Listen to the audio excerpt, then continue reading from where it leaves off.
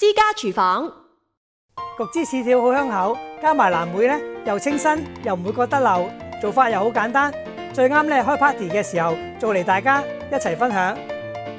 焗藍莓芝士條，芝士餅底材料有原味芝士餅底碎、淡牛油、藍莓芝士材料有忌廉芝士、砂糖、芝士香油、粟粉、雞蛋、淡忌廉、檸檬汁、淡牛油、藍莓果餡。飾面材料有新鮮藍莓、藍莓果餡。工具有電動打蛋器、錫紙。先準備芝士餅底，將餅底碎、淡牛油混合，倒入已經包好錫紙嘅餅模度，壓平備用。將忌廉芝士、砂糖、芝士香油混合，以電動打蛋器打至鬆軟，加入低筋麵粉、粟粉打勻，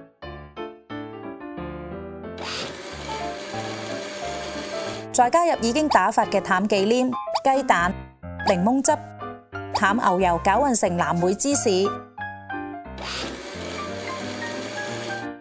將餅底放喺焗盤度，倒入一半嘅藍莓芝士，鋪上100克嘅藍莓果餡，再倒入剩低嘅藍莓芝士抹平。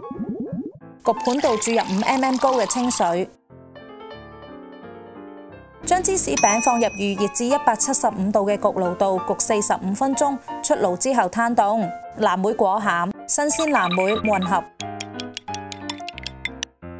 然後鋪喺芝士條上邊，再切成細件咁就得啦。藍莓芝士條焗過之後好香濃，啖啖都有藍莓，好正啊！藍莓果餡有70% 係藍莓嘅果肉，同搽麵包嘅藍莓果醬咧有啲唔同㗎，大家可以喺烘焙店度買得到嘅。芝士由阿拉伯國家發明，傳到世界各地都一樣受歡迎，都係因為佢嗰陣酥酥嘅奶香味。呢啲就叫做百世流芳啦。用唔同嘅芝士嚟做甜品，你估到底味道同埋口感有乜嘢唔同呢？不如等 Charles 嚟為大家示範啦。芝士攞嚟做甜品呢，芝士迷一聽到咧都會流晒口水。我會1連4集教大家做唔同嘅芝士甜品，記住留意啦。